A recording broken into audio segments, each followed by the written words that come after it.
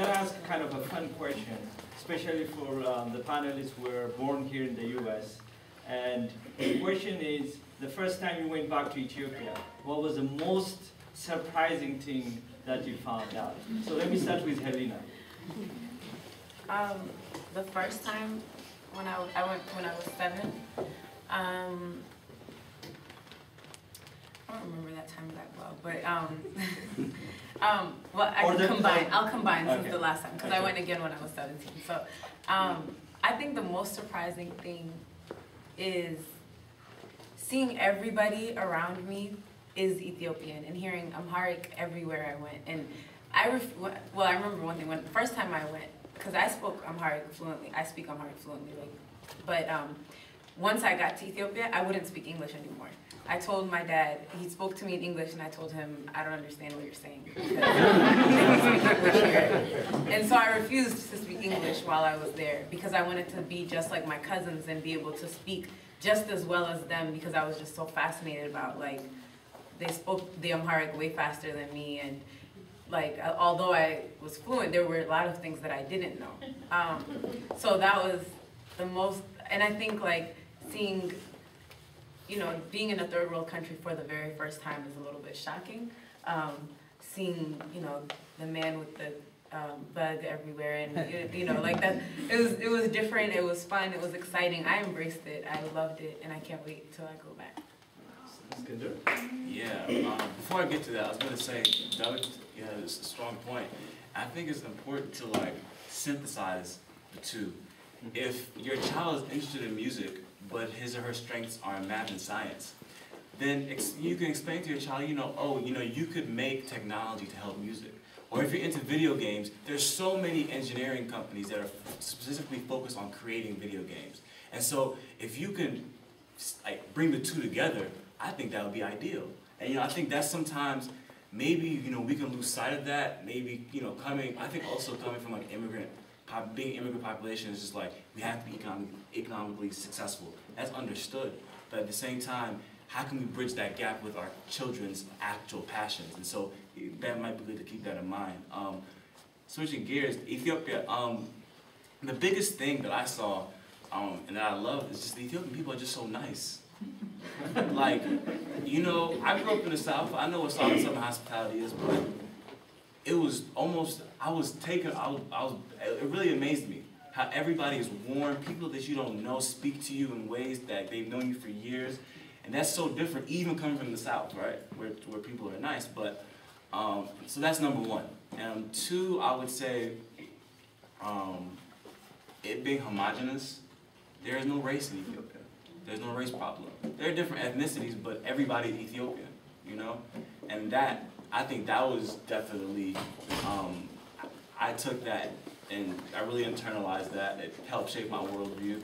Because it was just so interesting how, because growing up here, I kind of saw how these differences in our skin color or whatnot, even from people from the same economic background, make such a huge difference.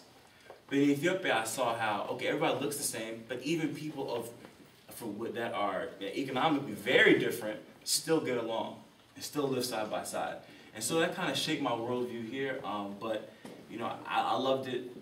You know, everything Helena said, I didn't want to repeat anything, but you know, just seeing the bug on the road and you know, people, you know, you definitely have to learn how to drive differently.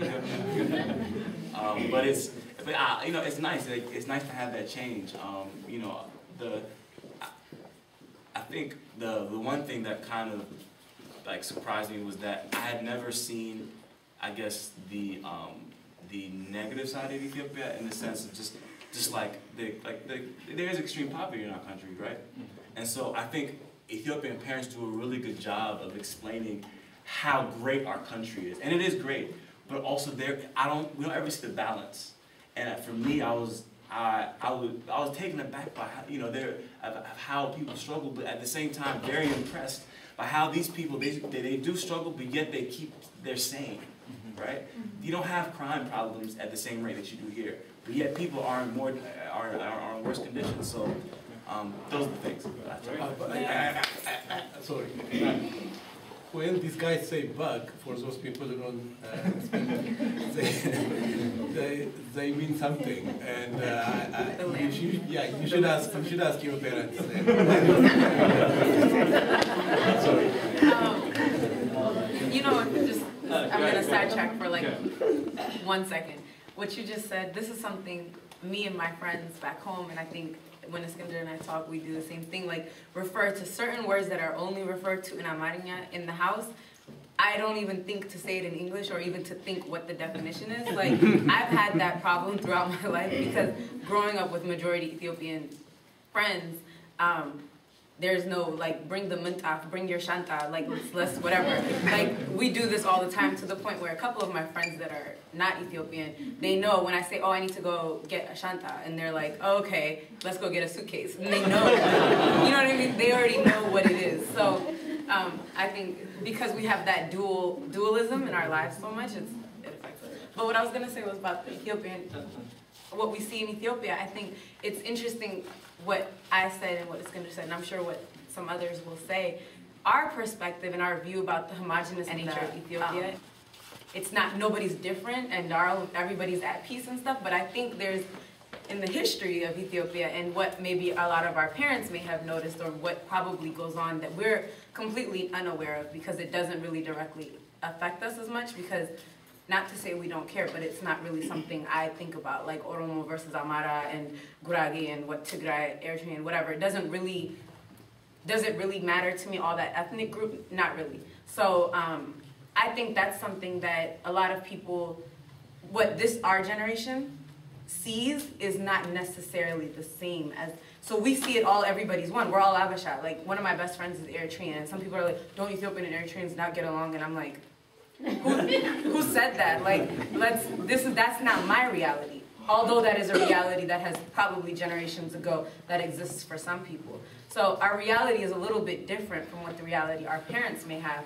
which sometimes may create conflict within our families, but sometimes, and I think my advice to parents would be just embrace it, like embrace our lack of awareness of some things, because that's, I think it's a positive thing. That's a good point. Aidan, have you been back to Ethiopia? Yes, I have. What did you find to be the most surprising? Like what Skinder said, since everybody's Ethiopian, they're very Abasha. They talk to you. You walk down the street, someone just strikes up a conversation. They speak to you like your family. They'll be like, oh, you know, I think I know your mom's sisters, cousins, this and that. We might be related from this. And that was surprising. And I went to Mercado. That was very surprising. You know, you go to the mall or something here or there, it's like this huge place and there's just little shops and everything's just all together. It's really nice. Right. And Ruth, I mean, I know you were born there, but you know, you grew up here. Have you been back to visit?